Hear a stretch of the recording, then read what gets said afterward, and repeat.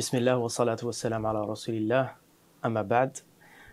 Aujourd'hui, nous nous retrouvons dans un nouvel épisode, un premier épisode d'une série, Inch'Allah, qui va consister à traiter d'un certain nombre de sujets et d'y mêler certaines informations juridiques musulmanes pour mieux y comprendre à notre religion, bi'idhnillah.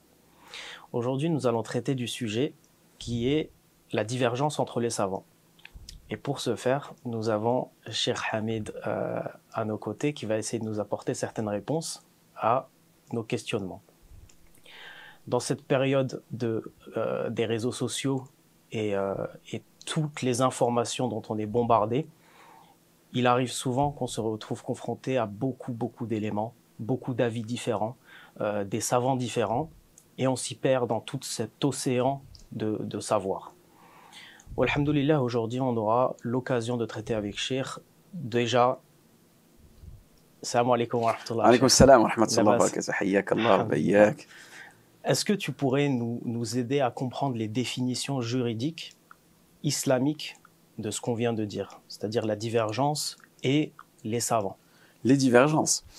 Déjà, Allah yabarik fik pour ton invitation et d'avoir eu l'idée d'aborder ce sujet, car c'est un sujet qui est éminent, surtout aujourd'hui, dans le siècle dans lequel on est, où on a vraiment accès à l'information avec beaucoup de facilité. En un seul clic, tu fais une recherche Google, tu demandes à Cheikh Google quel est le jugement de ci, de cela, et wow, là, tu as vraiment un buffet à volonté. Tu as tous les sites qui sont prêts à te donner la meilleure des informations, et parfois, il est difficile pour nous de vérifier la fiabilité de ces informations, parce que le lecteur, quelque part, il n'a pas, on va dire, cette aptitude. Ça peut être tout simplement une personne qui vient juste de s'initier à la religion, qui vient juste de se convertir à la religion. Donc, face à toutes ces informations, comment elle va pouvoir être sûre que c'est la bonne information? Et surtout que, par exemple, elle prend un sujet, elle voit qu'il y a différentes opinions. Et c'est là où on aborde la fameuse divergence. Donc déjà, il va falloir déterminer ce mot, divergence. En langue française, lorsqu'on diverge, ça veut dire que peut-être qu'on n'est pas d'accord, ou bien, tout simplement, on a un point de départ, il est le même, et peut-être qu'on va utiliser différents chemins pour y arriver. Ça peut être l'une des significations de la divergence.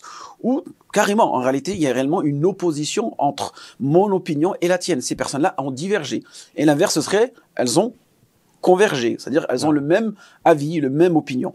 Maintenant, ce qui va nous intéresser, c'est d'essayer de comprendre cela dans la notion juridique. Et surtout, quand on parle de masail fiqhiyya. Lorsque un fiqhi a divergé sur cette mas'ala, lorsque l'école malikite a dit ceci et l'école hanbalite a dit cela, elles ont divergé. Sahawlala. Ça, mais tu viens d'aborder quelque chose de très important du coup, parce que c'est masail fiqhiyya. Ça veut dire que la divergence n'existe que dans la jurisprudence et non pas dans les questions de dogme, par exemple. Bien sûr. Est-ce qu'on va douter sur l'existence d'Allah subhanahu wa ta'ala?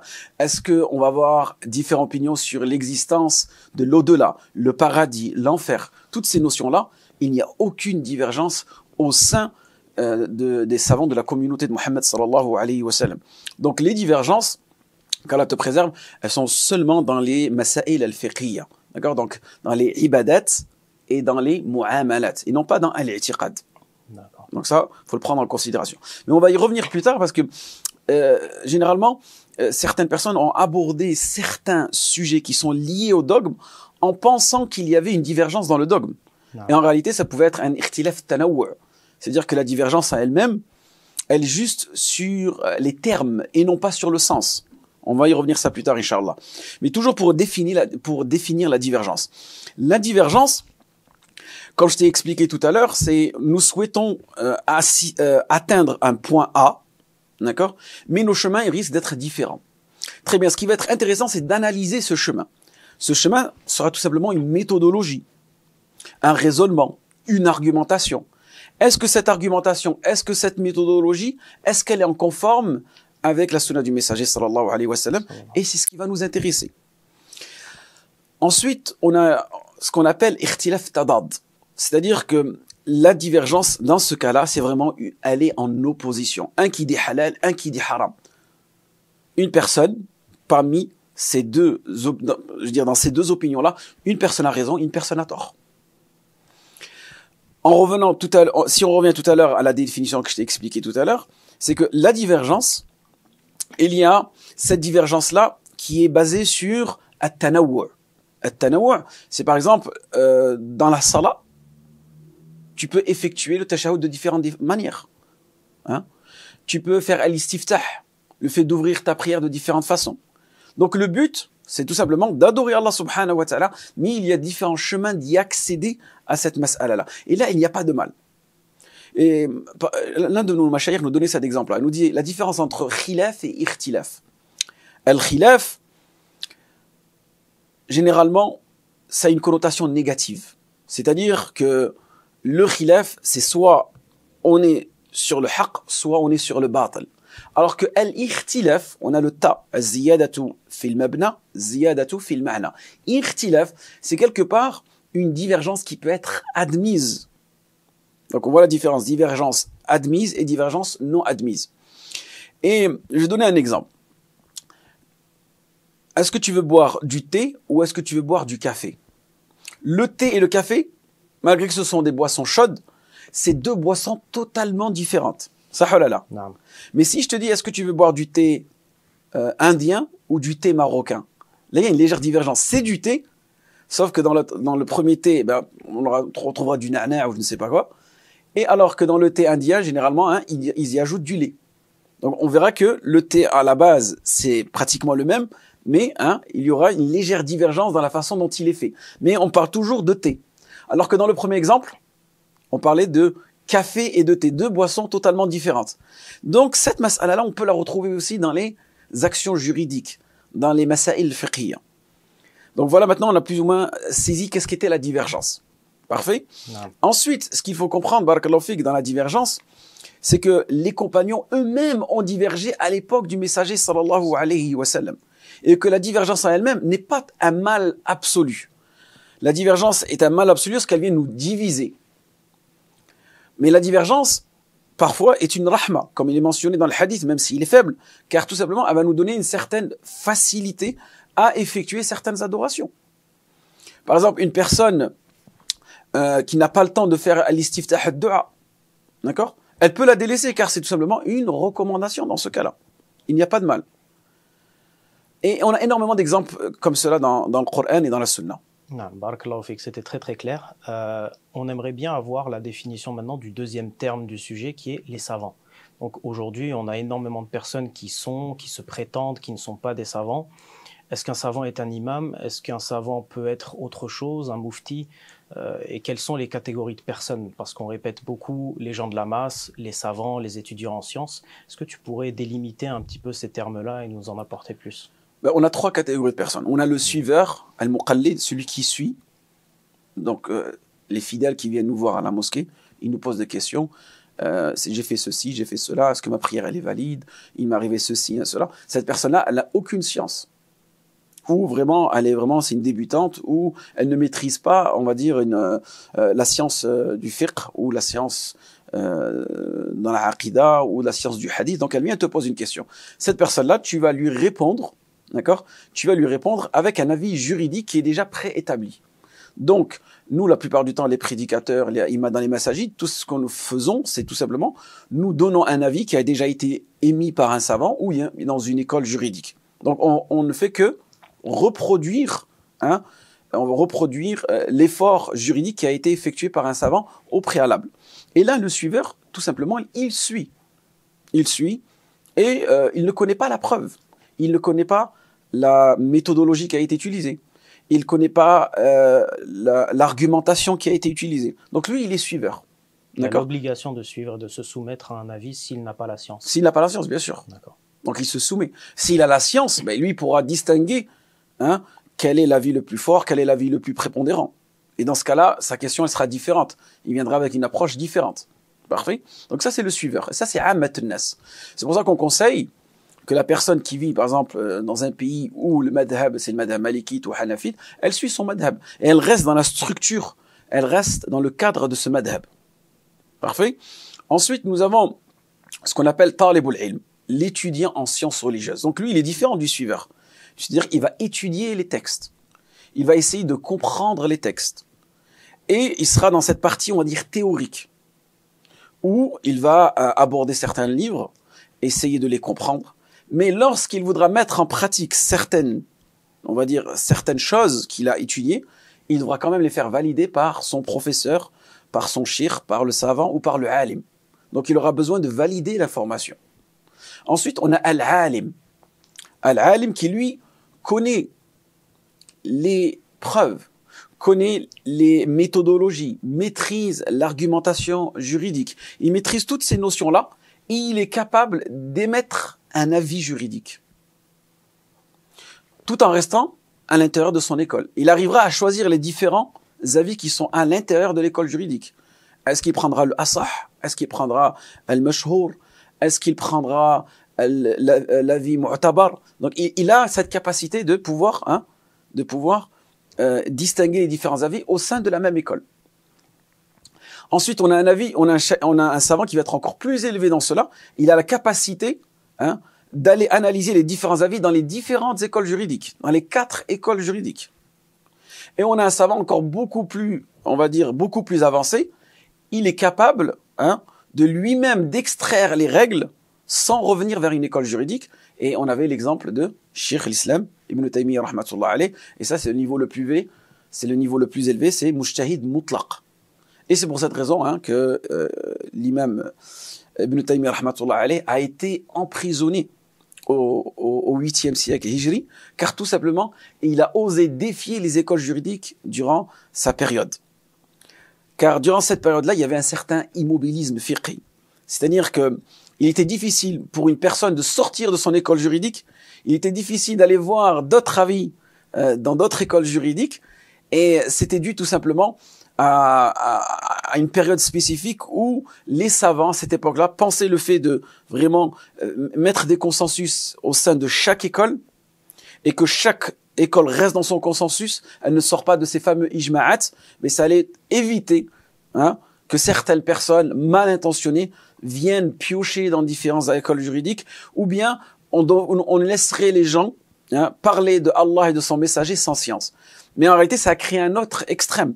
Ça a créé un extrême où vraiment, il n'y avait plus d'ijtihad. Il n'y avait plus d'efforts juridiques. Et c'est à ce moment-là aussi où la communauté, elle était en déclin dans tout ce qui était de production scientifique et religieuse. Et Cheikh l'Islam Ibn Taymiyyah rahmatullah alayh, il a défié les écoles à cette époque-là. Et c'est là où il a remis en cause que le divorce qui était prononcé à 3 reprises ne valait qu'une seule fois. N'était valable qu'une seule fois.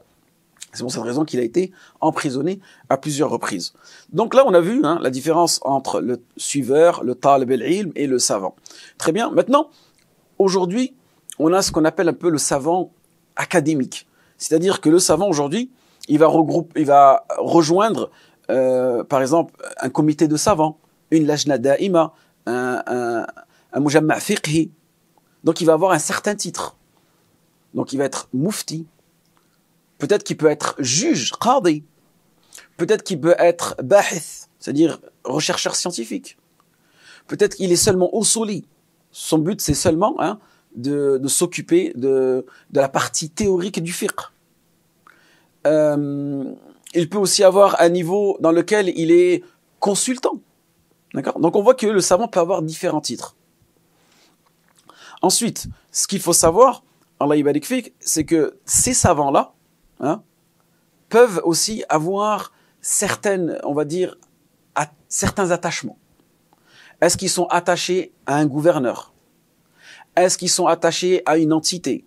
Est-ce qu'ils sont attachés à un groupe spécifique de savants? Et ça va influer aussi sur leur fatawa, sur leur investissement dans la communauté de Mohammed sallallahu alayhi wa sallam. Et c'est pour cela que Cheikh, je pense, Al-Uthaymin rahmatullah alayhi nous a dit qu'il y avait 3 types de savants: ulama al-dawla, ulama al-umma et ulama al-milla. Ulama al-dawla, ce sont des savants qui se sont rapprochés des gouverneurs. Et ils essayent plus ou moins de conseiller les gouverneurs. Et s'ils ont vraiment aussi cette dignité-là, ils arriveront à conseiller le gouverneur si il a tendance à être en opposition avec les lois d'Allah subhanahu wa ta'ala. Donc on retrouvera que ces savants-là sont proches, gravitent autour des gouverneurs. Ensuite, on a un 3e type de savants, qui sont les savants al-umma. C'est-à-dire, Ils regardent l'état de la communauté. Ce qui les préoccupe, c'est la communauté. Et on verra que leur fatwa, elle varie, hein, selon l'état de la communauté, Mohammed sallallahu alayhi wa sallam. Et on a ulama al-millah, et eux, c'est les meilleurs. Ce sont ceux qui arrivent à prendre en considération tout ce que je t'ai cité précédemment, mais ils restent attachés, hein, à l'aspect scripturaire des textes. Et pour eux, qu'ils contredisent les gouverneurs ou qu'ils contredisent l'avis majoritaire des musulmans, en aucun cas cela ne les intéresse. Ils sont pas là pour satisfaire les gouverneurs, ils sont pas là pour satisfaire la populace entre guillemets. Ce qu'ils veulent satisfaire réellement, c'est Allah subhanahu wa ta'ala. Barakallahu fik, Cheikh. Fik barak. Les questions qui me viennent à l'esprit maintenant qu'on a défini les différents termes du sujet, ce serait quand est-ce qu'est née la première divergence? Parce qu'on sait qu'à l'époque du prophète sallallahu alayhi wa sallam, il n'y avait pas forcément de divergence parce que on avait le prophète qui pouvait répondre sallallahu alayhi wa sallam à toutes les questions qui se posaient. Quand est-ce qu'on a eu vraiment la première divergence entre les différents compagnons? Et est-ce que tu pourrais nous donner plus d'informations sur le hadith de Banu Qurayza? Hadith de Banu Qurayza, naam. Ce qu'il faut comprendre, c'est que déjà la divergence, elle a existé, hein, au sein des compagnons. Quand le messager sallallahu alayhi wa sallam n'était pas présent, ils divergeaient entre eux, mais ils revenaient vers le prophète Mohammed sallallahu alayhi wa sallam, et le prophète sallallahu alayhi wa sallam tranchait entre eux. Imagine-toi aujourd'hui, le messager sallallahu alayhi wa sallam, il est entre nous. Toi et moi, on diverge. On n'a pas besoin d'aller voir Cheikh Foulan ou le Madhab Foulan. On va voir le messager sallallahu alayhi wa sallam, wa ma yantiqu anil hawa in huwa illa wahyun yuha. C'est-à-dire que tout ce qu'il prononce, le messager sallallahu alayhi wa sallam, est vérité. C'est une révélation. C'est divin ce qu'il dit le prophète sallallahu alayhi wa sallam. Donc, aucune divergence, aucun ikhtilaf. Très bien. Donc, il y avait des petites divergences quand le prophète sallallahu alayhi wa sallam n'était pas présent, mais il revenait voir le prophète sallallahu alayhi wa sallam. Parfait. Et pour répondre à ta question, le hadith de Banu Qurayza, lorsque le messager sallallahu alayhi wa sallam a dit « La yusalliyanna ahadun illa fi Bani Qurayza. La yusalliyanna ahadun al-asra illa fi Bani Qurayza. » Donc on revient dans le contexte de ce hadith. On est à la 5e année hégirienne. Le messager sallallahu alayhi wa sallam venait d'en finir avec les coalisés, hein, Ghazwatul Khandaq, la tranchée. Donc tous ces coalisés, toutes ces tribus qui étaient à l'extérieur de Médine, qui venaient attaquer le prophète sallallahu alayhi wa sallam. Donc une fois qu'il en a des coups avec eux, il pensait que ça y est, la lutte elle était finie. À ce moment-là, il pose son épée et Jibril alayhi salam vient nous voir. Il lui dit ta lutte n'est pas encore finie. Ton combat n'est pas encore fini. Il y a encore une partie de gens de Médine que tu dois aller combattre, qui étaient les Banu Qurayza. Donc une tribu qui vivait au côté est de Médine, car cette tribu-là, hein, elle avait tout simplement trahi le pacte, la charte de Médine. La charte de Médine, c'est que lorsque le messager sallallahu alayhi wa sallam est arrivé, comme je vous dis, il a institué un état civil, il a regroupé toutes les tribus, malgré qu'il y avait différentes religions, hein, il y avait les juifs, il y avait les musulmans, malgré que leur religion était différente, ils se sont mis d'accord pour que si demain Médine devait être attaquée, tout le monde devrait protéger Médine. Mais le pacte, hein, n'a pas été respecté par Banu Qurayza. Donc le messager sallallahu alayhi wa sallam a envoyé des compagnons pour découdre des Banu Qurayza. Donc il a dit aux compagnons, à ce moment-là, vous ne prierez al-Asr que si seulement vous êtes à Banu Qurayza. Donc ici, les compagnons, comment est-ce qu'ils ont compris ce hadith? De deux façons, j'imagine. Les premiers qui ont été littéralistes, qui se sont dit nous allons directement prier que au moment où nous arriverons chez les Banu Qurayza. Même si la prière du Asr est sortie de son temps. Même si la prière est sortie de son temps. Et d'autres, comment est-ce qu'ils ont compris? Ils se sont dit que il fallait l'appliquer de façon téléologique, savoir un petit peu qu'est-ce qu'il voulait dire le prophète sallallahu alayhi wa sallam et chercher la raison pour laquelle il voulait qu'on prie une fois arrivé. Donc, ouais, est-ce que le messager sallallahu alayhi wa sallam les a incités à arriver le plus tôt possible à Banu Qurayza, ou bien vraiment ici c'était le nahi, le tahrim, vous ne prierez pas à l'Asr seulement si vous êtes arrivé à Banu Qurayza. Donc ça c'est la première compréhension qui est littéraliste, donc vraiment ils sont tenus à cette signification-là. Et Ibn Hazm a dit lui-même dans ce hadith, il a dit si j'avais été parmi les compagnons à ce moment-là, moi-même, ce qui était très littéraliste, je n'aurais prié à l'Asr que si j'étais arrivé à Banu Quraïda et pas avant. D'accord? Donc il y a eu deux groupes. Donc là, les compagnons ont divergé. Vous avez vu, je disais tout à l'heure, c'est vraiment, on a le même but, mais le chemin, il était différent. Hein? Donc ils se dirigent vers Banu Quraïda. Le but, c'est de prier l'Asr là-bas, mais chacun, comment est-ce qu'il a compris cela? Vous avez, comme tu as dit, une partie, elle a prié à l'Asr sur la route, parce qu'elle a compris que quelque part, le messager sallallahu alayhi wa sallam les a incités à presser le pas, à hâter le pas. Et d'autres ont dit, non, non, non, non. Moi, le messager m'a dit, je ne prie qu'à Banu Quraïda, même si le Asr, même si on est rentré dans le temps du Maghrib. Lorsque les deux groupes sont revenus vers le messager sallallahu alayhi wa sallam, le prophète sallallahu alayhi wa sallam ma ataba ahadahum. C'est-à-dire, en aucun cas, il a dénigré ou il a plus ou moins dénigré l'un de ces groupes-là. Il leur a donné tous les deux raisons. Et là, c'est là où on voit que le messager sallallahu alayhi wa sallam, c'était le meilleur éducateur. Et que ces personnes-là, tout simplement, elles avaient une compréhension. Elles avaient une compréhension et le messager sallallahu alayhi wa sallam, il a respecté cette divergence-là. Mais ensuite, il les a guidés vers le meilleur. Wallahu alam, ici, dans cette mas'ala du hadith, c'était le but, qu'il hâte le pas, qu'il prie le asr le plus tôt possible. Donc voilà l'une des divergences qui arrivait à l'époque des Sahaba, et il y en avait énormément.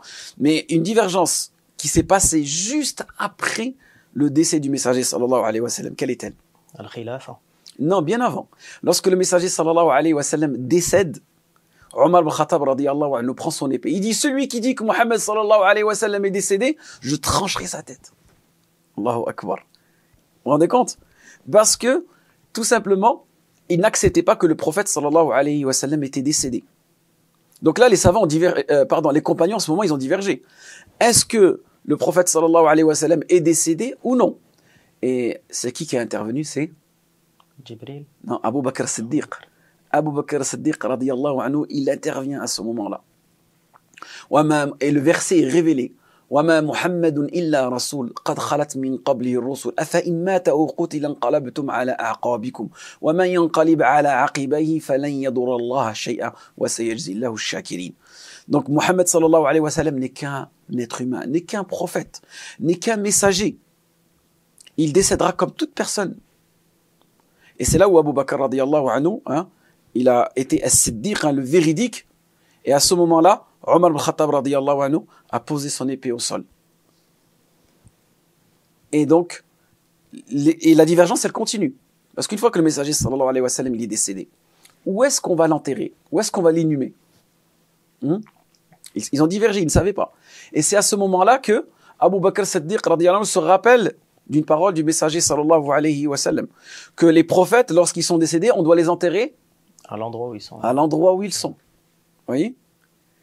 Et pour vous dire, il y avait et les divergences à ce moment, elles vont commencer. Il va y avoir énormément de divergences. Mais toutes, ce sont des divergences admises. Et il est même arrivé que certains compagnons aient oublié des sunan. Abu Bakr radiyallahu anhu, lui-même, ne savait pas que la grand-mère pouvait hériter du 6e. Jusqu'à ce que des compagnons, Abdullah ibn Maslama, c'est lui qui lui a tout simplement fait le rappel. Abu Bakr radiyallahu anhu lui-même, il y a certains ahkam aussi qu'il avait oubliés.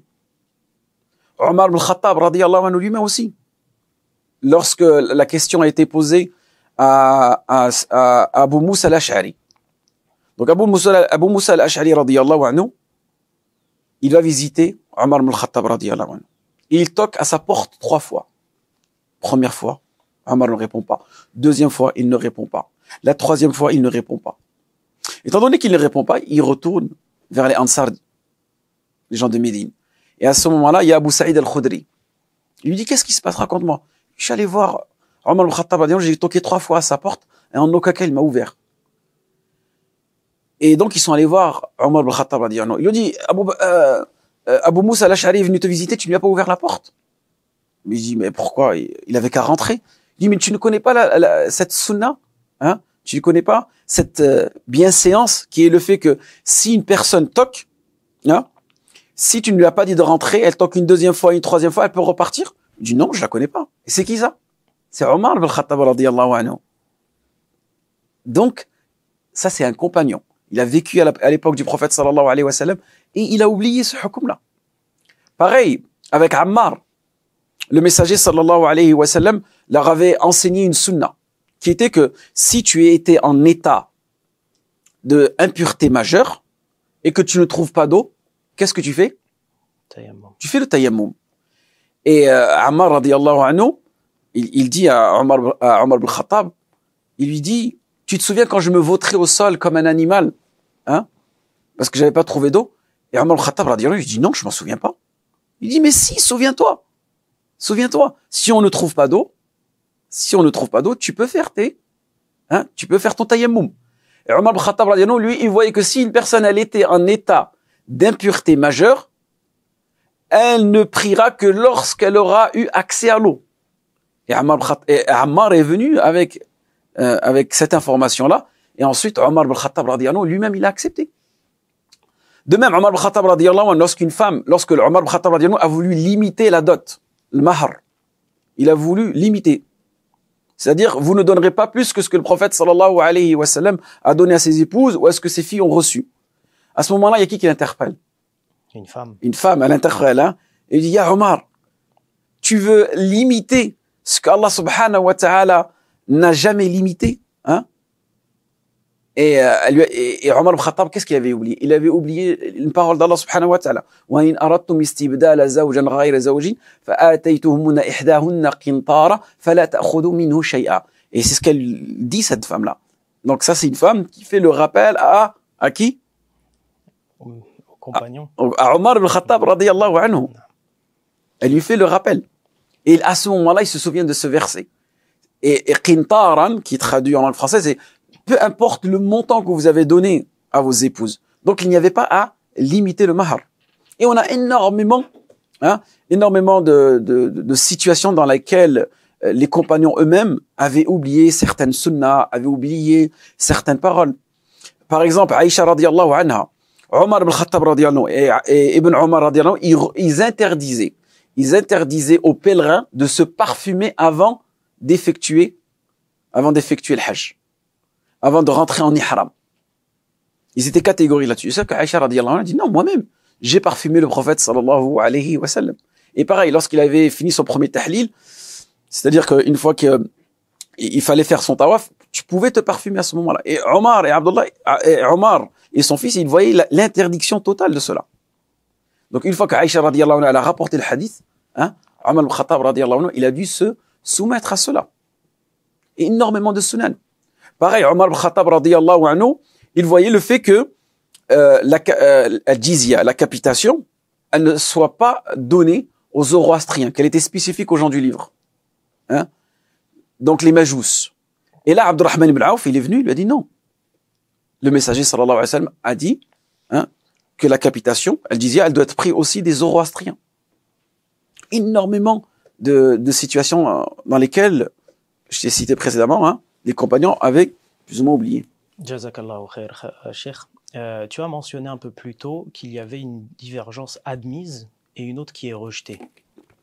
Quelles sont-elles et est-ce que on ne peut discuter que sur les divergences admises ou est-ce que on peut aussi faire opposer une divergence qui est non admise?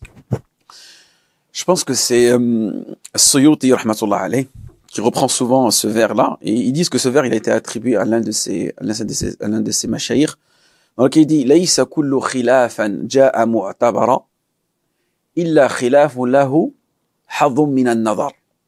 C'est-à-dire, c'est pas parce qu'il y a une divergence qu'elle est systématiquement admise. La divergence qui sera admise, c'est celle qui a une certaine, on va dire, portion d'analyse.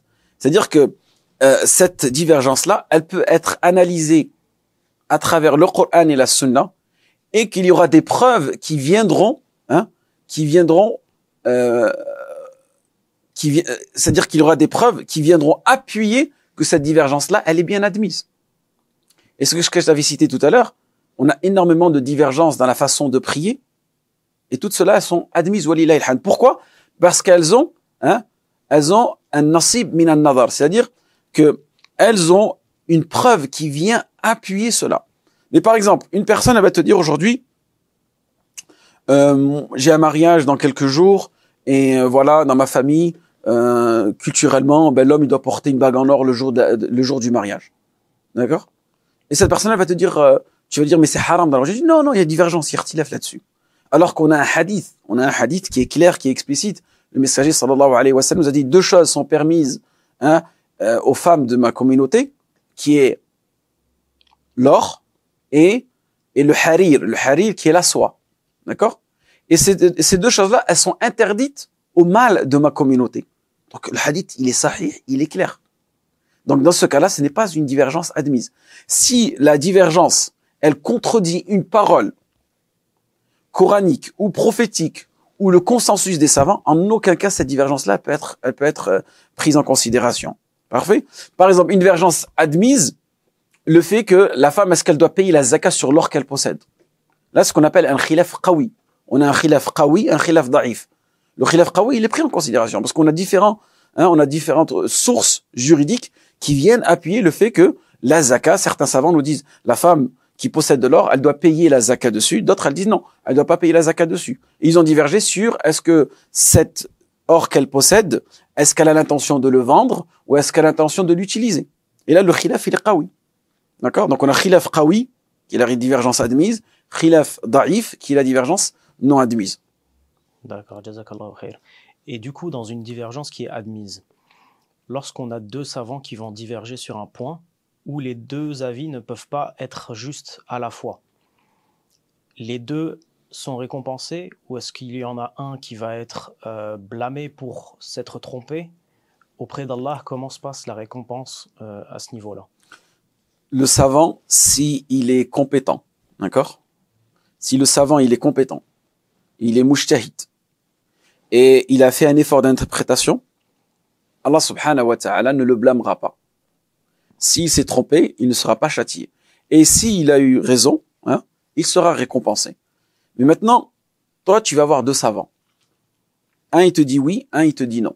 Un, il te dit cet avis, c'est recommandé. L'autre, il te dit que l'avis, c'est obligatoire. Déjà, dans un premier temps, lorsque nous avons l'opinion de 2 savants, on doit choisir parmi ces savants. Ou encore meilleur, admettons que tu as une liste de 10 savants. Tu as une liste de 10 savants, d'accord? Dans ces 10 savants-là, tu vas choisir le savant qui est le plus scrupuleux et le plus savant. D'accord? Le plus scrupuleux, c'est celui qui est le plus pieux d'entre eux. Celui qui craint Allah subhanahu wa ta'ala le plus. Ça, c'est un dabit qui est important. De choisir un savant qui est scrupuleux. Ensuite, si parmi tous ces savants scrupuleux, comme je t'ai dit tout à l'heure, tu as une liste de 10 savants, parmi ces savants qui sont les plus scrupuleux, tu en as choisi 3 ou 4, tu vas prendre le savant qui va être le plus compétent dans son domaine-là. Donc on prend le plus scrupuleux et le plus compétent dans son domaine. Et ensuite, étant donné qu'il est compétent, on revient à ce qu'on a dit tout à l'heure, s'il s'est trompé, eh ben, Allah subhanahu wa ta'ala lui pardonne, et s'il a eu juste, Allah subhanahu wa ta'ala le récompense. Et je vais donner un exemple. Les plus grands savants aujourd'hui qu'on entend, qui reviennent souvent, c'est par exemple Cheikh Al-Albani, rahmatullah alayh, Cheikh Al-Uthaymin et Cheikh Ibn Baz.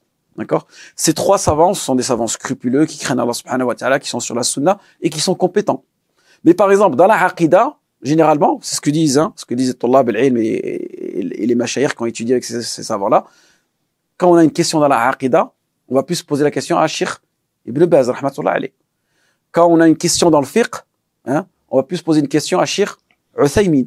Quand on a une question dans le hadith, on va poser la question plus à Cheikh Al-Albani, rahmatullah alayh.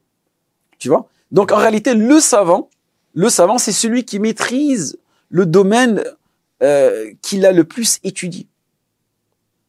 D'accord, c'est très clair. Et en réalité, tu peux devenir savant dans ton domaine. Admettons que tu t'es spécialisé dans les transactions commerciales musulmanes. Et c'est devenu ton domaine d'expertise. Et tu ne fais que ça pendant 10 ans. Lui-même, un grand savant, va te dire, ce domaine-là, j'ai certaines connaissances, mais je ne le maîtrise pas. Allez voir tel type de personne. Et Cheikh Al-Abbad, rahmatullah alayh, il est vivant, Hafidahullah, Cheikh Al-Abbad, plusieurs fois dans son cours, lorsqu'on lui pose des questions sur le talaq, sur l'héritage, pourtant c'est Al-Allama, il dit, allez poser ces questions-là à des personnes plus compétentes que moi. C'est des sujets que je ne maîtrise pas, ou bien c'est des sujets que ça fait longtemps que je n'ai pas, on va dire, lu ou étudié. Donc, il renvoie vers une personne plus compétente qu'elle. D'accord, c'est très, très clair. Et j'ai une question qui me vient parce que tu as mentionné les types de savants. Juste, est-ce que les savants sont forcément dans les écoles juridiques ou est-ce qu'il y a des savants qui sont en dehors? Généralement, tout savant, ce qu'il faut comprendre déjà, c'est un madhab. Qu'est-ce que c'est une école juridique? Une école juridique. Donc, imagine-toi, tu es dans une école. Une école, elle est composée de quoi? Professeurs, des élèves, directeurs. Voilà. On restait juste dans une classe. On est dans une classe et dans une école. On a un prof, on a des élèves. Ce prof, il enseigne ses élèves. Comment est-ce qu'il les enseigne? Il a une méthode. D'accord? Il a une méthode spécifique. Donc les élèves vont témoigner de la science que dispose ce professeur et aussi de la méthode. Notre professeur avait l'habitude de nous dire de cette façon-là. Il nous enseignait de cette façon-là. Donc imagine-toi, t'es dans un collège, il y a 4 classes. D'accord? Il y a 4 classes. Et dans chacune de ces classes, il y a un professeur. Un, il s'appelle Imam Malik. Un, il s'appelle Abu Hanifa. Un, il s'appelle Imam Shafi'i. Et l'autre, il s'appelle Imam Ahmed. D'accord? Et ces 4 érudits, ces 4 savants, ils enseignent des élèves. Et ces élèves ont pris toute la science et toute la méthodologie de chacun de leurs mashayikh. Un jour, ces mashayikh vont décéder. Et tous ces élèves, qu'est-ce qu'ils vont faire?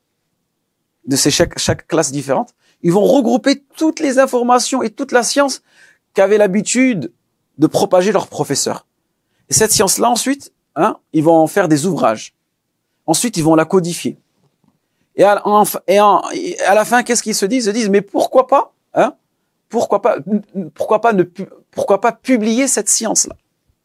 Et petit à petit, en réalité, c'est comme ça que les écoles se sont créées. C'est les élèves qui ont repris la science de leur mashayikh et selon leur méthodologie. Et dans ces livres-là, dans ces ouvrages-là, on aura des avis, on aura des suggestions, on aura aussi des méthodes de réflexion, on aura la pédagogie de ce savant-là. Et c'est ce qu'on appelle un madhab, c'est une voie. Donc maintenant, on a compris qu'est-ce que c'était un madhab. D'accord? Donc une voie, une façon de réfléchir. Et l'importance d'être dans une école, c'est ce qu'on a une structure. L'importance d'aller à l'école, c'est que ton apprentissage, il sera structuré. Mais aujourd'hui, on a ce qu'on appelle l'enseignement à la maison.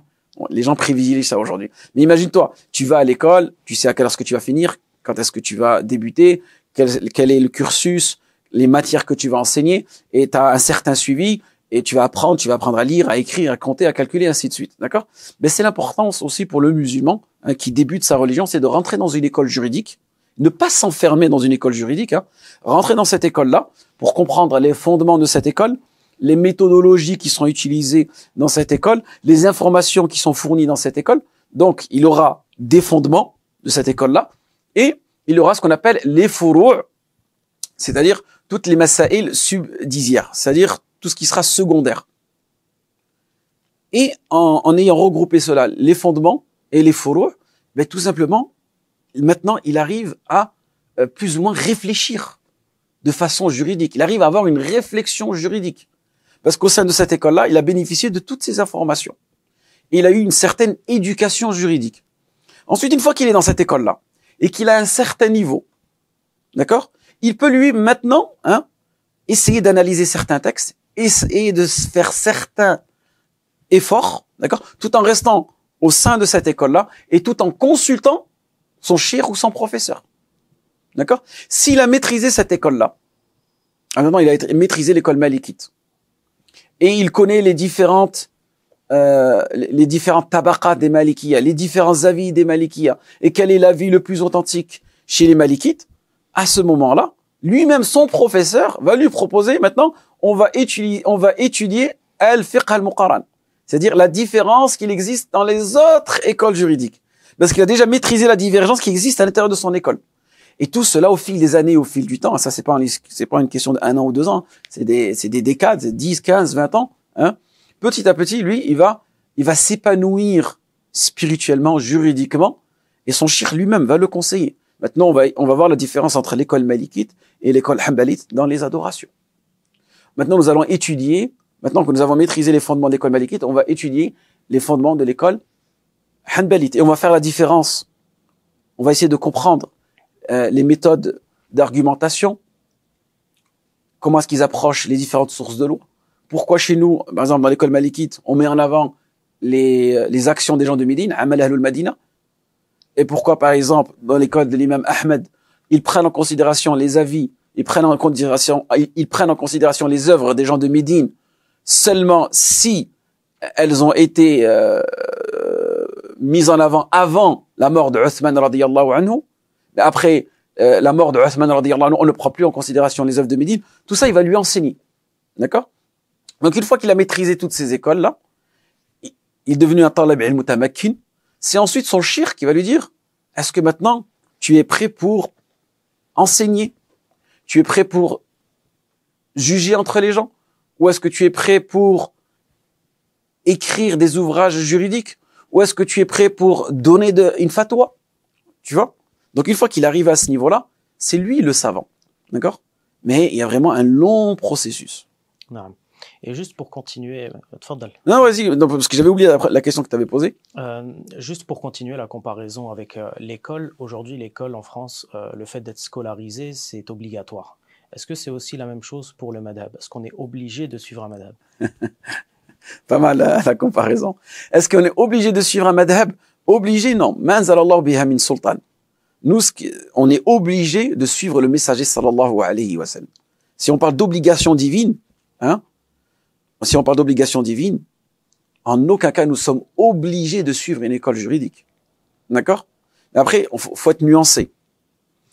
En réalité, ce discours, à qui est-ce que tu l'adresses? Est-ce que tu l'adresses à un muqallid, un suiveur, une personne qui n'a aucune science? Dans ce cas-là, vaut mieux le structurer. Par exemple, tu me dis, l'école, elle est obligatoire.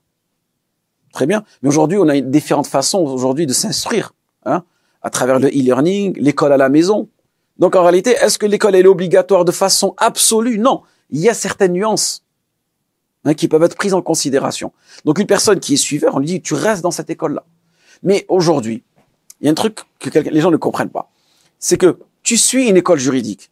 Tu vas lire les différents avis d'une école juridique. Mais est-ce que tu es capable de comprendre ce qui est voulu? C'est pour cela que nous conseillons toute personne qui s'initie à la science islamique, c'est d'avoir un référent, d'avoir un shir, d'avoir un professeur pour valider l'information. Et quand je te dis tout à l'heure, aujourd'hui, on est dans un monde, on va dire, avec la mondialisation, on a pu voir, le libre-échange, que ce soit des marchandises, que ce soit des opinions, que ce soit des informations. Aujourd'hui, on vit dans un monde où tout le monde peut vivre dans la même sphère qui est cette bulle Internet, où tu rentres dans un site et tu as les informations que tu désires. Tu choisis tel type d'information. Mais maintenant que tu as choisi cette information, maintenant que tu as lu cette information, qui nous dit que tu l'as compris? Qui nous dit que tu seras capable de la mettre en pratique? Et on voit aujourd'hui que les tutos, pour nous expliquer comment faire les ablutions, comment faire le roussoul, sont venus d'une grande aide aux personnes. Pourquoi? Parce que les personnes vont lire comment faire les ablutions, comment faire tel et tel acte, mais ils savent pas le mettre en pratique. Pourquoi? Parce qu'aujourd'hui, les gens se sont éloignés des mosquées, se sont éloignés des mashayikh, ou bien aujourd'hui on est tellement occupé qu'on n'a plus cette proximité avec les gens de science, alors qu'à l'époque, dans les pays musulmans, l'enfant ne rentrait pas à l'école publique tant qu'il n'était pas rentré au Kuttab. Il mémorisait la parole d'Allah subhanahu wa ta'ala. Et il allait voir plus ou moins son éducateur spécialisé qui était l'imam de la mosquée et qui lui enseignait à comment faire les ablutions, comment lire le Coran, comment mémoriser le Coran. Donc il y avait cette proximité. Donc c'est pour cela qu'il est important aujourd'hui de valider l'information auprès d'une personne qui maîtrise son domaine. Non. Cher, tout à l'heure dans l'introduction, tu nous parlais de buffet à volonté. Aujourd'hui, on est vraiment bombardé d'informations et on est bombardé de fatawa. Sur un sujet donné, on va faire nos recherches et puis on va se rendre compte que plusieurs savants, tous aussi respectables qu'ils sont, ont donné des avis totalement divergents sur une question donnée. Est-ce que nous, en tant que gens lambda, on est autorisé à choisir l'avis qui nous sied le mieux, qui nous intéresse le plus ou qui arrangera nos affaires? Non, le musulman ne doit pas réfléchir de cette façon-là. Parce que là, tu es en train de suivre tes passions et tu es en train de suivre tes désirs. Et malheureusement, ça, c'est un caractère qu'on retrouve qui se propage depuis des années, surtout, comme je t'ai dit, hein, avec la libre circulation de l'information, où on recherche la facilité en soi. Tu ne dois pas rechercher la facilité en soi, tu dois rechercher la vérité, tu dois rechercher le haqq. Parfait. Et si dans ce haqq, il y a une facilité, fa khair wa ni'ma. Pour, comme je t'ai dit, répondre à ce problème-là, il suffit que tu choisisses un savant dans lequel tu as confiance, parce que c'est un savant qui est scrupuleux et qui maîtrise son domaine. Et que ce savant-là, hein, tu le consultes dans toutes tes affaires. Et comme ça, moi, tu vas fermer la porte à toutes ces tentations, à tous ces désirs. D'accord? Et là, je parle à une personne qui n'a pas les outils pour pouvoir distinguer où est-ce que le haqq dans cette mas'ala. Contrairement à un talib ilm, quelqu'un qui a, on va dire, les outils, qui peut analyser, qui comprend les textes, qui comprend l'abrogé et l'abrogeant, qui comprend les différentes chaînes de transmission. Est-ce que le hadith est da'if? Est-ce que le hadith il est authentique? Est-ce que le hadith, son sens, il est implicite ou est-ce qu'il est explicite? Est-ce que le sens, la portée, elle est générale? Est-ce que le hadith a été spécifié par un autre jugement, oui ou non? Cette personne-là, elle peut, plus ou moins, faire un effort. D'accord? Un effort de recherche. Mais elle devra toujours valider, son information auprès de quelqu'un qui est beaucoup plus expérimenté. Et ça, c'est tout simplement une forme de respect. Une forme de respect, c'est-à-dire on respecte, c'est-à-dire on respecte les savants qui sont au-dessus de nous. Et ça, c'est un fadl ilm. Et c'est ce que faisaient les tabi'in. D'accord? Ils consultaient les sahaba. Et les sahaba, ils consultaient les sahaba qui étaient les plus avancés dans certains domaines. Et parmi les sahaba, on avait des sahaba qui étaient érudits. D'autres qui maîtrisaient, par exemple, al-qada, comme Ali radiyallahu anhu. D'autres qui maîtrisaient la fatwa, comme Omar ibn Khattab radiyallahu anhu. D'autres qui maîtrisaient le Coran, les lectures, Abdullah ibn Ubay ibn Ka'b. Donc, il faut toujours revenir vers la personne qui est la plus compétente. Et ça, on le retrouve, subhanallah, dans le monde, dans les affaires mondaines. Lorsqu'on veut maîtriser un sujet, on va être sûr que ce qu'on fait, ça va être bénéfique, qu'on va avoir des résultats. On cherche toujours un expert dans ce domaine. Pourquoi on fait pas la même chose dans les affaires religieuses? On ne recherche pas la personne la plus compétente. Donc là, on voit qu'il y a un naqs, il y a un manque d'intéressant, il y a un manque de ihtimam. On n'est pas assez, on va dire, intéressé, on n'est pas assez impliqué dans notre religion. يعلمون ظاهرا من الحياة الدنيا يعلمون ظاهرا من الحياة الدنيا وهم عن الآخرة هم غافلون. C'est-à-dire, lorsqu'on leur pose des questions concernant les choses apparentes de cette dunya, c'est les meilleurs. Mais en revanche, concernant umur al-akhirah, tout ce qui est lié à l'au-delà, ils sont certes inadvertants, ils sont certes ignorants. Et concernant la divergence entre les savants, de façon globale, est-ce qu'on doit voir ça comme un bienfait, comme une malédiction, comme une ni'ma, parce que ça devient très compliqué aujourd'hui pour les gens lambda d'avoir une idée claire sur des sujets donnés. Allah subhanahu wa ta'ala, il nous dit وَلَوْ شَاءَ اللَّهُ لَجَعَلَ النَّاسَ أُمَّةً وَاحِدَةً وَلَا يَزَالُونَ مُخْتَلِفِينَ. C'est-à-dire, Allah subhanahu wa ta'ala, s'il avait voulu, on serait tous pareils. On serait tous d'accord sur un même sujet. C'est-à-dire que cette concordance, elle pourrait exister si Allah subhanahu wa ta'ala l'avait voulu. Mais il y a une hikmah derrière cela. Et Allah subhanahu wa ta'ala dit وَلَا يَزَالُونَ مُخْتَلِفِينَ إِلَّا مَنْ رَحِمَ رَبُّكَ. Et ils divergeront tout le temps. Donc déjà, la umma. Est-ce qu'on parle de la umma de Muhammad sallallahu alayhi wa sallam ou de la umma, l'humanité? Ici, al-umma, Allah subhanahu wa ta'ala nous parle de l'humanité. C'est-à-dire que les humains se divergeront. Et quelque part, cette divergence, on la constate. Aujourd'hui, on a le musulman, le non-musulman. On a les gens du livre. On a les bouddhistes, on a les hindouistes. Ces gens-là, on peut pas, on est combien? 7 milliards sur Terre maintenant? On peut pas tous être musulmans. Donc déjà, cette divergence, elle existe, c'est une haqiqa. Très bien. Ensuite, Allah subhanahu wa ta'ala, wa min ayatihi, parmi ces signes, ikhtilaf al-sinatikum alwanikum. La divergence dans la façon dont on s'exprime. Différentes langues, différentes ethnies, différentes couleurs, différentes formes. Regarde aujourd'hui ta forme, ma forme, elle est différente.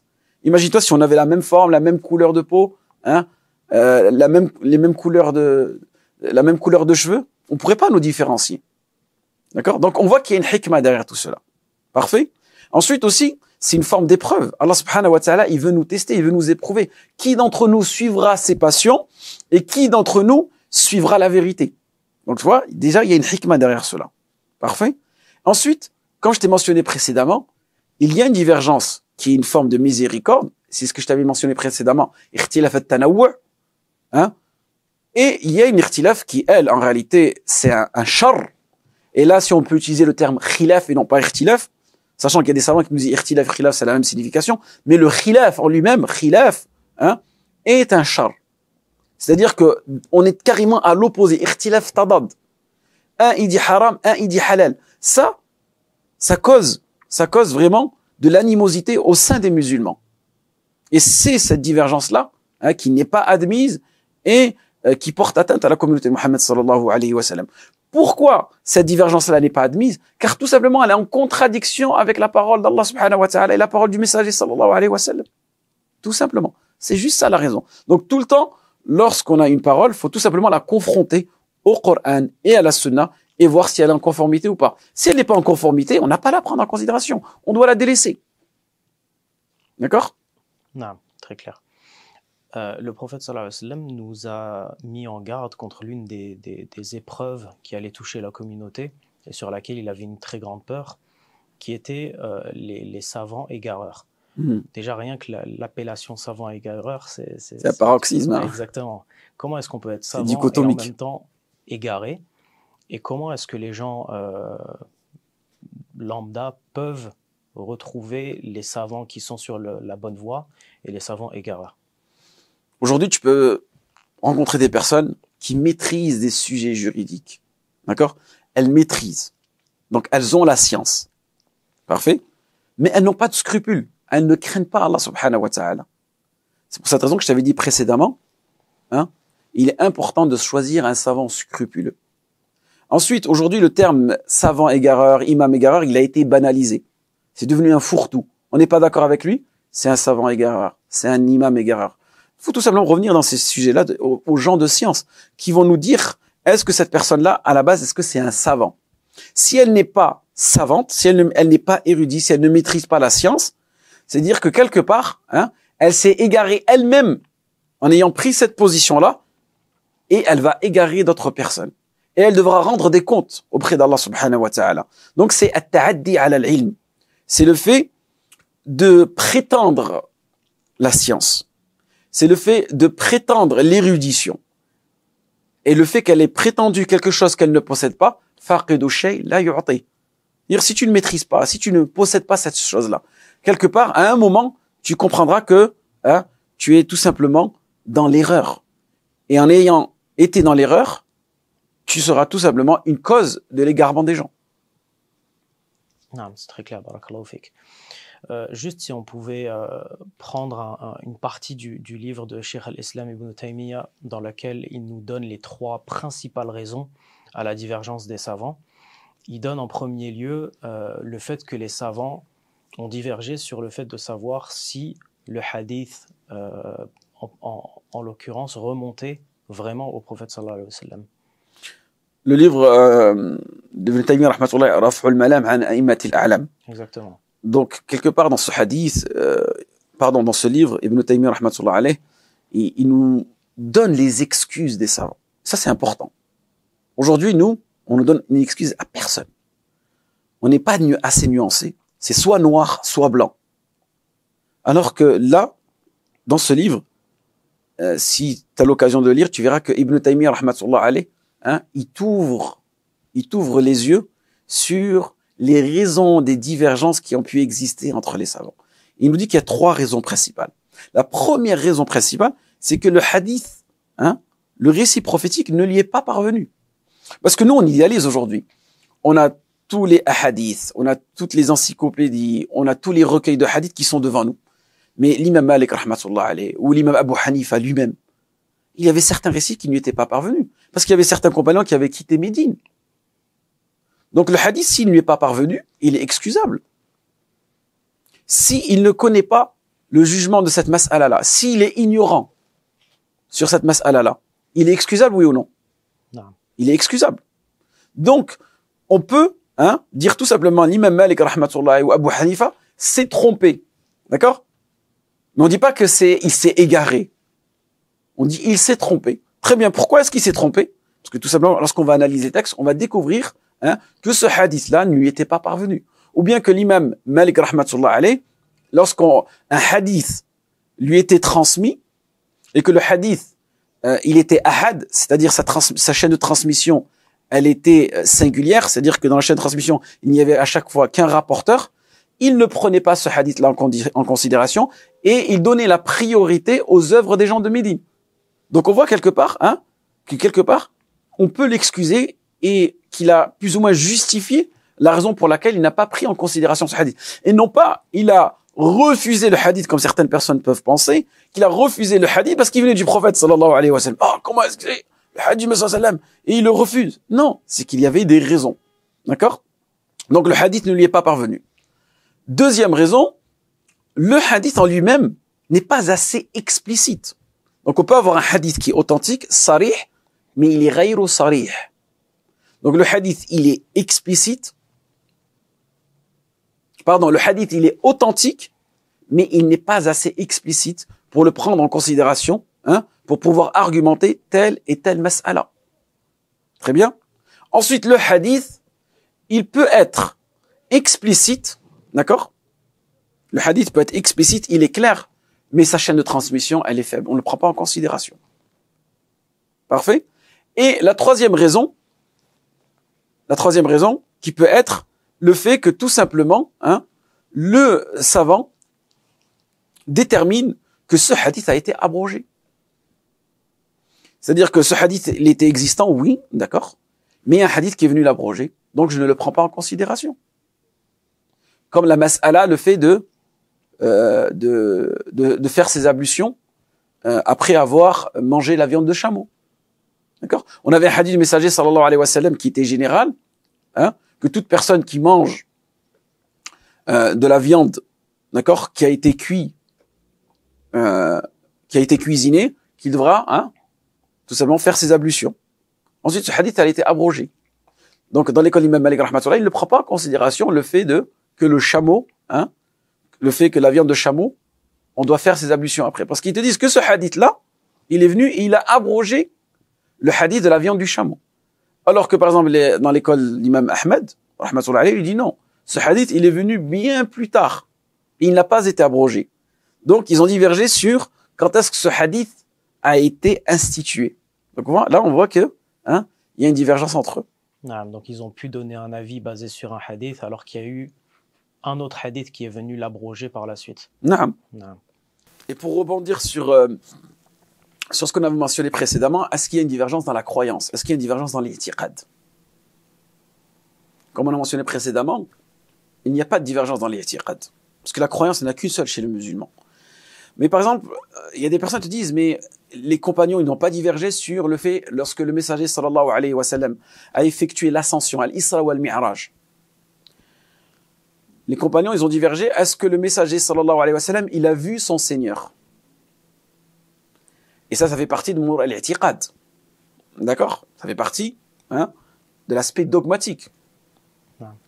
Abdullah ibn Abbas, radiyallahu anhu, il dit que le messager sallallahu alayhi wa sallam a vu son Seigneur. Parfait. Ma kadhaba al-fu'adu ma ra'a. Il se base sur ce hadith-là, sur cette parole coranique. D'accord? Aïcha radiyallahu anha, elle dit non. Impossible que le messager sallallahu alayhi wa sallam ait vu Allah subhanahu wa ta'ala. Elle se base sur la parole coranique, la tudrikuhu al-absar. C'est-à-dire que les regards ne peuvent pas atteindre Allah subhanahu wa ta'ala. Et Abdullah ibn Abbas, il dit ma kadhaba al-fu'adu ma ra'a. Ce que le cœur a vu, il est impossible de le démentir. Donc, est-ce que cela est une divergence, oui ou non? Certaines personnes, elles ont mis en avant le fait que la divergence, elle existe dans la croyance, en mettant en avant ce hadith, ces paroles-là de Aïcha radiyallahu et d'Abdullah ibn Abbas. Ici, qu'Allah te préserve, et c'est ce que disent nos savants, c'est qu'en réalité, il n'y a pas de divergence dans cette mas'ala. C'est pas une divergence. Pourquoi? Parce qu'en aucun cas, ils divergent sur le fait que le messager sallallahu alayhi wa sallam a vu son Seigneur. D'accord? une vision, une vision oculaire. En aucun cas, les compagnons se sont mis d'accord sur le fait que le messager sallallahu alayhi wa sallam a vu Allah subhanahu wa ta'ala d'une vision oculaire. La divergence, elle est entre eux. D'accord? Et cette divergence qui est entre eux, en aucun cas elle remet le fondement. Tu vois ce que je veux dire? Le fondement, en aucun cas, il est remis en question. C'est pas parce que eux, les compagnons, ils ont divergé sur cette mas'ala que, tout simplement, cette divergence-là, on doit la transporter dans d'autres fondements juridiques et dire, étant donné qu'ils ont divergé là-dessus, on peut diverger sur les autres choses. Par exemple, le fait qu'Allah subhanahu wa ta'ala parle, wa kallama Allahu Musa taklima. Ici, Allah subhanahu wa ta'ala, c'est son attribut à lui, qui est la parole. Il parle quand il veut et comme il veut. Et Allah subhanahu wa ta'ala a parlé de vive voix. Et tant qu'on est Allah subhanahu wa ta'ala a parlé de vive voix, il a parlé avec des lettres et avec des sons. Très bien. Certaines personnes disent non, étant donné qu'il y a eu la divergence entre les compagnons dans cette mas'ala-là, cette divergence-là, on peut la transporter dans, on peut l'extrapoler dans les noms et les attributs d'Allah subhanahu wa ta'ala. Ça, c'est une mauvaise méthode. Et c'est une méthode fallacieuse en réalité. Pourquoi? Parce que on ne peut pas comparer les noms et les attributs d'Allah subhanahu wa ta'ala à ce que Aïcha et Ibn Abbas radiyallahu anhu, en quoi ils ont divergé. C'est deux choses qui ne sont pas comparables. Là, on parle de l'essence, on parle de l'être d'Allah subhanahu wa ta'ala. Il n'y a aucune divergence dans les noms et dans les attributs d'Allah subhanahu wa ta'ala. Par contre, toutes ces petites masaïl qui sont far'iyya, d'accord? En aucun cas, elles ont une incidence sur notre dogme. Par exemple, le fait que le paradis dans lequel il était Adam alayhi salam, est-ce que c'est le paradis terrestre ou est-ce que c'était le paradis dans lequel nous irons? Ça, c'est des divergences qui n'ont aucune incidence sur le fait de l'existence du paradis. Le paradis, il existe, oui ou non? Non. Il existe, Allah subhanahu wa ta'ala, il l'a créé. Donc en réalité, ce n'est pas une divergence. D'accord? C'est sur de toutes petites modalités qui font qu'il n'y a pas vraiment un impact sur la croyance. Il n'y a pas d'impact sur la croyance, exactement. Et que ces divergences-là, en réalité, c'est leur compréhension à eux. Et il ne faut pas que leur compréhension à eux devienne un fondement. Non. Eux, c'est leur compréhension. Ils sont responsables de leur compréhension. Et cette compréhension-là, on ne va pas en faire un nouveau asl et dire, étant donné que eux, ils n'ont pas compris cette façon-là, donc cela remet en cause le fondement de notre religion. Non. Donc ça, il faut vraiment faire attention. Parfait?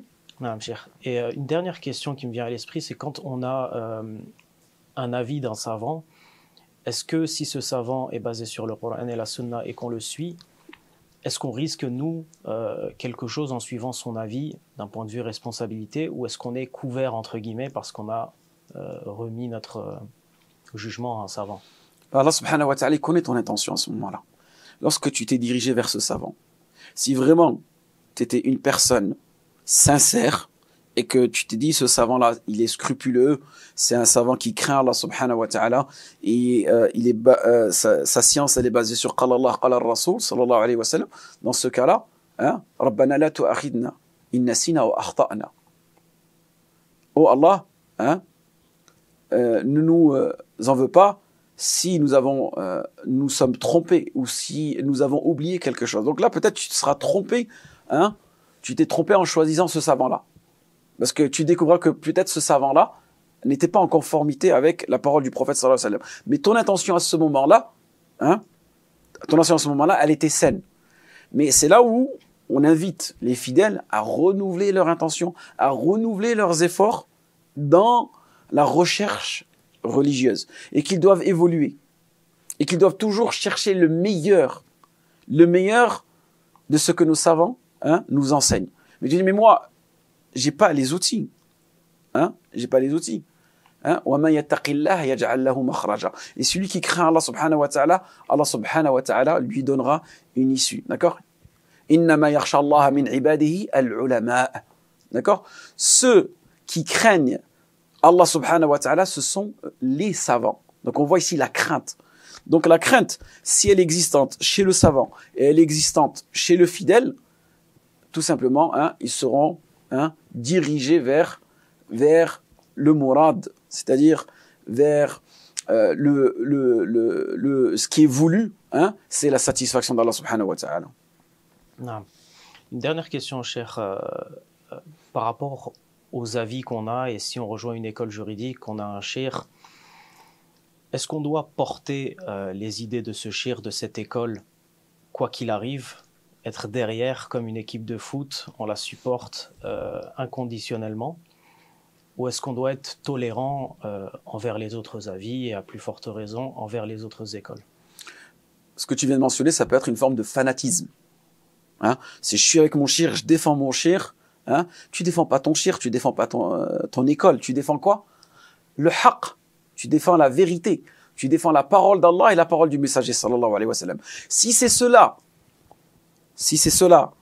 ton intention, ton but, ton objectif suprême, il n'y a pas de mal. Et tu verras qu'en réalité, là, dans ce moment-là, tu es en train de défendre Allah et son messager et personne ne t'en voudra. Parce que tu recherches à défendre Allah et son messager, mais de façon sincère. C'est pas tu dis je défends Allah et son messager devant les gens et en réalité, toi tu cherches quelque part à sauver ton groupe et à mettre en avant ton groupe. Et c'est ce qui a pu arriver aujourd'hui et des siècles bien avant. Quand je t'ai expliqué Cheikh Islam Ibn Taymiyyah rahmatullah alayh, pourquoi est-ce qu'il a été emprisonné? Parce qu'il a tout simplement combattu ce fanatisme. Et aujourd'hui, on retrouve ça chez les jeunes. Chaque personne va s'identifier à un groupe, d'accord? Ou il va s'identifier à un pays, à un groupe de savants qui sont dans un pays spécifique, et ils défendent aveuglément, hein, ces savants-là, ce groupe de savants-là, parce qu'ils sont de tel pays, ou de telle nationalité, ou de telle école juridique. Et là, on tombe vraiment, hein, dans le tribalisme. C'est je défends mon quartier, peu importe si mon quartier il est sur la vérité ou pas, je le défends. Et ça, c'est tout simplement un instinct grégaire. C'est-à-dire que l'être humain, hein, il a ce besoin d'appartenance. Mais toi, ton appartenance, elle doit pas être à un groupe spécifique, elle doit être à Allah et son messager sallallahu alayhi wa sallam. Donc, on a des personnes aujourd'hui qui, on va dire, par prudence, elles vont tout simplement exagérer. Parce que tellement elles ont peur de tomber dans l'égarement, d'accord? Elles vont exagérer cette peur-là, et cette peur-là, elle crée un fossé entre lui et ses frères. Et c'est ce type de personne qui est systématiquement en train de, tout simplement, de rendre tout ce qui bouge innovateur, tout ce qui parle égareur, et ça c'est tout simplement, hein, c'est un manque de science. Parce que qu'est-ce qui alimente la haine? C'est l'ignorance. Plus t'es ignorant, et plus t'es haineux. Et ça on le remarque où? Dans le cheminement, dans le début de notre cheminement religieux, étant donné qu'on est ignorant, c'est pour nous, il y a des personnes qui ont dit non, moi c'est soit noir, soit blanc. Dis-moi, est-ce que c'est halal, est-ce que c'est haram, est-ce que c'est batil, est-ce que c'est sur le haqq? Parce qu'il n'a pas la science, il n'a pas les outils, donc il a peur. Mais quelque part, il est en train de tout simplement, hein, dénigrer ses frères. Et c'est là où la science, le fiqh, usul fiqh, ces sciences-là, elles viennent plus ou moins soigner ces maladies des cœurs que possèdent aujourd'hui, qui se retrouvent, hein, chez les débutants. Donc c'est pour ça que je conseille à toute personne qui est débutant dans la science, hein, d'étudier la aqida dans un premier temps, avec un savant, avec un shir, hein, et non pas étudier sur des réseaux sociaux ou juste lire de soi-même, parce qu'à un moment, on est obligé d'appartenir à un groupe, on débute. Tu vois, c'est comme, je sais pas moi, t'es en train de jouer à un sport, ben à un moment, il te faut une équipe, tu vas intégrer une équipe. Et étant donné que ben, tu maîtrises pas tellement, la première équipe qui t'invite, tu la prends. Et aujourd'hui, on a plein de, ce qu'on appelle ça, hein, des personnes qui sont à la canne à pêche, hein, qui mettent des hameçons, hein, et ils attendent, hein, le premier poisson, hein, tout simplement pour l'embarquer avec eux. C'est là où le musulman, il doit faire attention. D'accord? Et en étudiant le fiqh, la jurisprudence, déjà juste le fait que tu découvres qu'il y a différents avis, tu arrives à relativiser. Tu étudies usul fiqh, les fondements de la jurisprudence, qu'il y a différentes méthodes pour accéder à un avis juridique. Tu vois, là, tu es en train d'élargir ton champ de vision. Et tu es en train de prendre énormément d'informations. Donc, tu as moins peur. Je te donne juste un exemple. Si aujourd'hui, tu es en train de rouler dans une ville et tu connais les différents chemins pour accéder à tel endroit. Par exemple, je sais pas moi, tu es à Paris, tu as envie d'aller aux Champs-Élysées. D'accord? Tu connais Paris, tu connais toutes ces routes. Tu sais que si tu t'es trompé par cette route, tu peux reprendre par ce chemin. Ça, halala. Quelque part, est-ce que tu ressens que t'es confiant ou pas? T'es rassuré, même si tu te perds. Mais imagine, tu connais pas Paris. Hein? T'as que le GPS. GPS, il tombe en panne. Hein? La panique. Donc là, tu commences à faire n'importe quoi. Hein? Peut-être tu vas mal parler aux gens. Peut-être tu vas faire un accident. Tu vas te prendre des PV. Qu'est-ce qui a été la raison de tout cela? Hein? L'ignorance. L'ignorance, parce que tu n'avais pas assez d'informations. Et cela, les gens le comprennent lorsqu'ils cheminent vers la science religieuse. Plus tu as d'informations et plus tu es serein et plus tu comprends pourquoi telle personne a tel avis. Par exemple, juste une personne, elle communique avec toi sur une mas'ala juridique, tu sais que systématiquement, elle est malikite ou bien elle est inspirée par tel mashayikh. Et toi-même, tu comprends, tu dis, ah, je comprends pourquoi elle a pris cet avis-là, parce qu'elle pense que le hadith, il n'a pas été abrogé alors qu'il a été abrogé. Ah, je comprends pourquoi elle a pris cet hadith-là, pourquoi elle a pris cet avis-là, parce que pour elle, dans cette mas'ala, al-karaha, c'est-à-dire l'interdiction, pour elle ici, elle est formelle, alors que l'autre, l'interdiction pour lui, elle était moins formelle. En vérité, tu arrives à comprendre. Étant donné que tu comprends la personne qui est en face de toi, mais tu es plus tolérant envers elle. Alors que la personne, si tu la comprends pas, ben tu la prends comme pour un ennemi. Et c'est ce qui se passe aujourd'hui. Les personnes qui n'ont pas étudié, ben, tout simplement, elles voient le musulman qui est en face d'elle, qui n'est pas en accord, qui n'est pas en conformité avec ses propres opinions à elle, ses propres convictions, comme un ennemi. Et qu'est-ce qui crée au fond de nous, hein? Tout simplement de la haine et de l'animosité. Donc il faut faire attention à cela. Non. Barakallahu fik, Cheikh, pour toutes ces explications. Rafik Baraka, c'était un plaisir d'avoir partagé cet épisode avec toi. Et Inch'Allah, hein, pour un prochain épisode, on va aborder tous ces sujets qui parfois peuvent être problématiques, surtout pour les débutants, les gens qui veulent apprendre la science religieuse, ils ne savent pas où tourner la tête, ils ne savent pas par où commencer. Donc ça, je pense que Inch'Allah, on renouvellera ce type de rencontre. Merci à tous d'avoir suivi cet épisode. N'hésitez pas à nous laisser en commentaire certaines questions, des idées de sujets qu'on pourrait aborder dans les prochains épisodes. Barakallahu fikum. Assalamu alaikum wa rahmatullahi wa barakatuh. Combien de temps ?